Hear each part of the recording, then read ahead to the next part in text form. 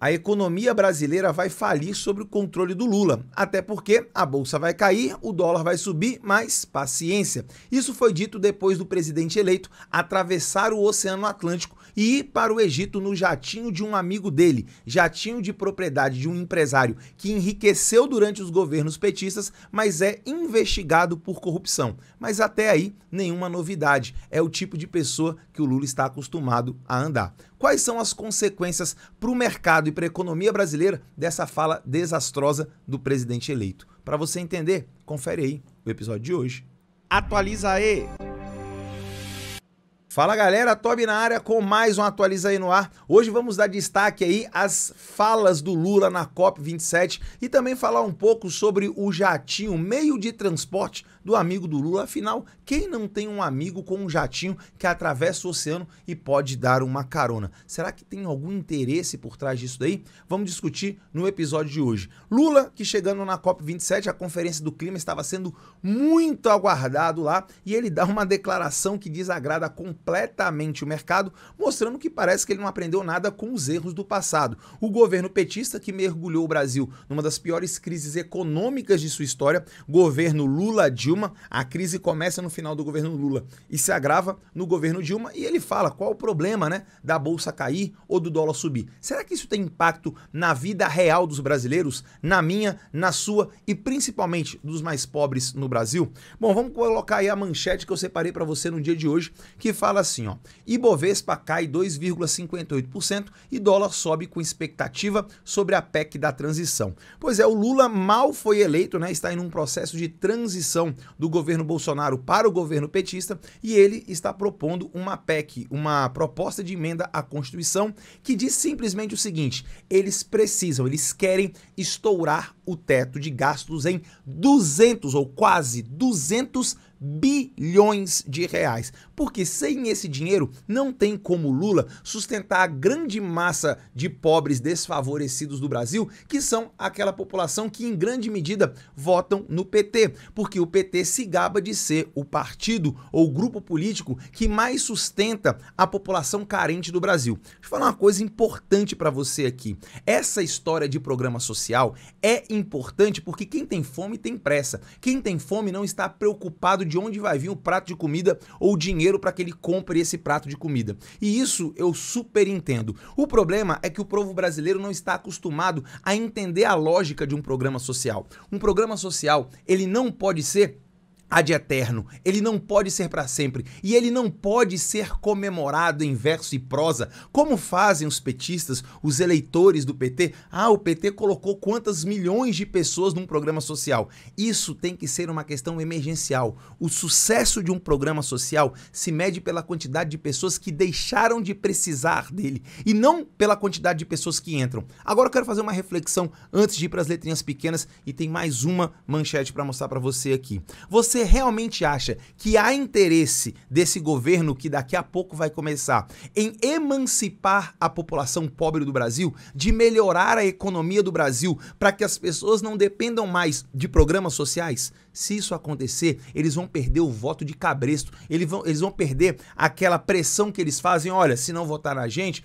vocês vão perder o benefício. A grande ideia de um programa social é fazer com que as pessoas não precisem dele. Então você concede um auxílio para que as pessoas possam fazer o que elas precisam, comer principalmente, comer, morar, vestir, fazer tudo isso, mas você comemora à medida que as pessoas vão saindo. Poxa, aquela pessoa que precisou aí do Bolsa Família, do Renda Brasil durante algum tempo, agora não precisa mais porque tem seu próprio emprego e consegue se sustentar. Vamos aí para as letrinhas pequenas. Você aí que votou no PT, eu espero que você abra a sua cabeça e pare de achar que o PT é pai dos pobres. Eles fazem isso para manter esse pobre sobre o cabresto deles. Se liga aí, então nas letrinhas pequenas que diz assim: para a continuidade do Auxílio Brasil de R$ 600, Auxílio Brasil vai mudar de nome, vai chamar Bolsa Família, um auxílio extra de R$ 150 para crianças pequenas e reajuste do salário mínimo, o novo governo entrega nesta quarta-feira ao Congresso uma PEC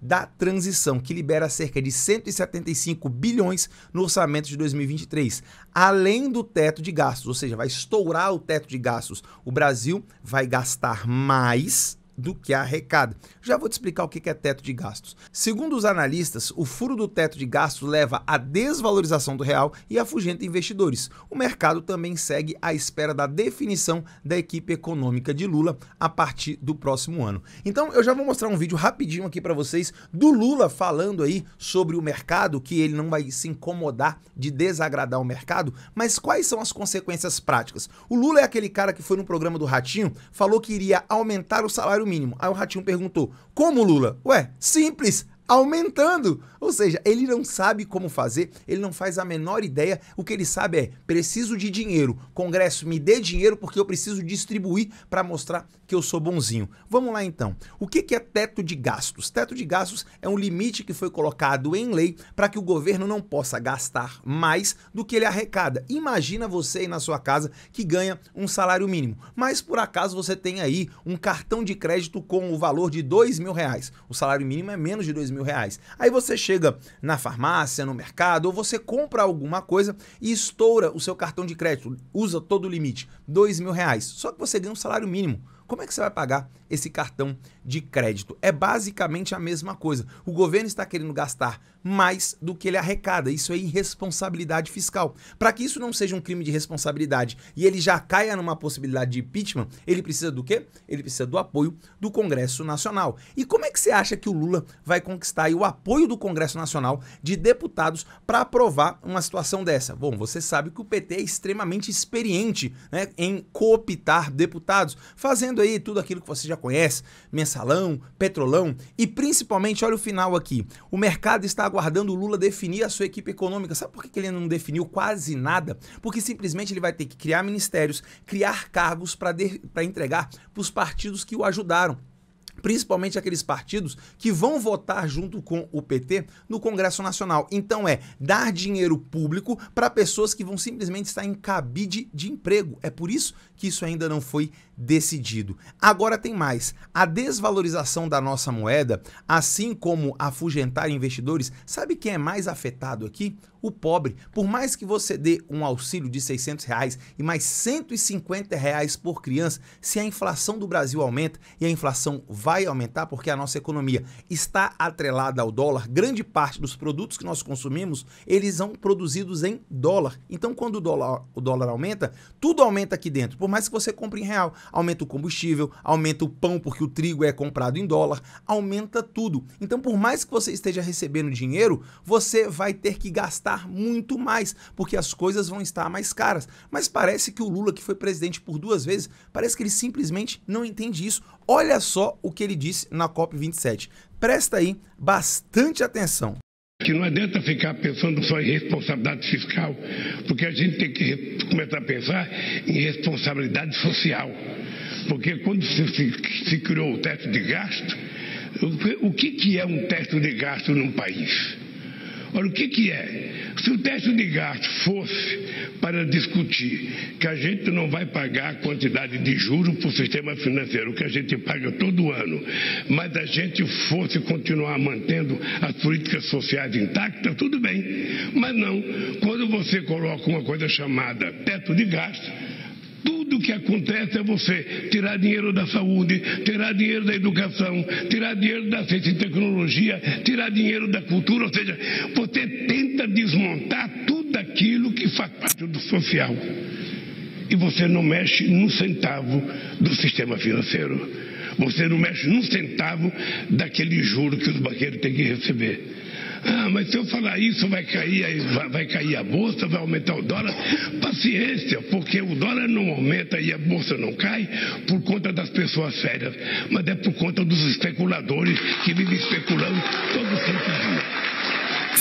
Claramente o Lula não sabe do que ele está falando, né? Ele está dizendo que o teto de gastos é uma coisa ou outra. Ou você sustenta o mercado, os banqueiros, os investidores, ou você investe em saúde, educação e cultura. Como é que um cara que foi ex-presidente fala um absurdo desse? É o seguinte, você aí na sua casa, se você ganha um determinado salário, você consegue investir em educação, em saúde, em absolutamente tudo que você precisa. Se você está devendo devendo para o cartão de crédito, você está devendo o aluguel, você está devendo para todo mundo. Ah, mas agora eu vou pegar o plano de saúde melhor, eu vou comprar um carro e vou financiar ele, eu vou colocar meu filho na melhor escola e mais cara da cidade. É possível? Não, porque não vai ter dinheiro para tudo. Ou seja, o que você precisa é equalizar os gastos. O Lula, para você ter uma ideia aqui, tem esse discurso aí sobre banqueiro. O governo petista foi o governo que mais enriqueceu as instituições financeiras, os bancos aqui no Brasil. Então, sem essa conversa que você é contra banqueiro, contra investidores, Lula. O segundo é o seguinte, para você ter uma educação eficiente, uma saúde, uma infraestrutura e uma cultura que são fundamentais para o Brasil, você de fato precisa ter dinheiro. E como é que você faz isso? Não é sendo irresponsável nas suas contas, não é gastando mais do que você arrecada. O que você precisa é enxugar os gastos, igual na conta da sua casa. Se você quer colocar o seu filho numa escola melhor e ela custa caro, você vai ter que eliminar, por exemplo, talvez o preço do seu aluguel vai ter que ser mais baixo, você vai ter que parar de gastar no cartão de crédito, talvez você não consiga fazer aquela viagem que você quer, porque ela é muito cara. A mesma coisa é aqui no Estado. Só que com relação ao Estado, é diminuir os privilégios, é diminuir a quantidade de funcionário público, é diminuir o gasto da máquina pública, que é um absurdo. É muito gasto com pessoal muito ineficiente. O Estado brasileiro é gigante, é inchado, é ineficiente. Só que o Lula está preocupado com reforma administrativa, com reforma política, com reforma da Previdência, com absolutamente nada. Ele quer só gastar, gastar, gastar, para poder dizer para o povo, olha como eu sou o cara que se interessa pelos pobres, eu dou o dinheiro para vocês. Mas o que vai acontecer é que o Brasil entra num caminho de venezuelização, passando antes pelo estágio da Argentina, que é quando falta dinheiro para tudo. E aí, quando faltar dinheiro para a economia, vai faltar dinheiro para saúde, para educação, para cultura, sabe o que ele vai falar? Que a culpa é do exterior, a culpa é do mercado, que não deixa o governo investir. Então para com isso, para de querer furar teto. O teto existe para que se gaste o que se tem e não além disso. Entendeu aí? Entendeu a lógica e o perigo de ter colocado esse homem de novo na presidência? Você aí que votou, o que você acha disso? Você que votou no Lula, você acha que simplesmente é isso mesmo? Vamos gastar mais do que temos e paciência, a economia a gente vê depois? Você acha realmente que é isso?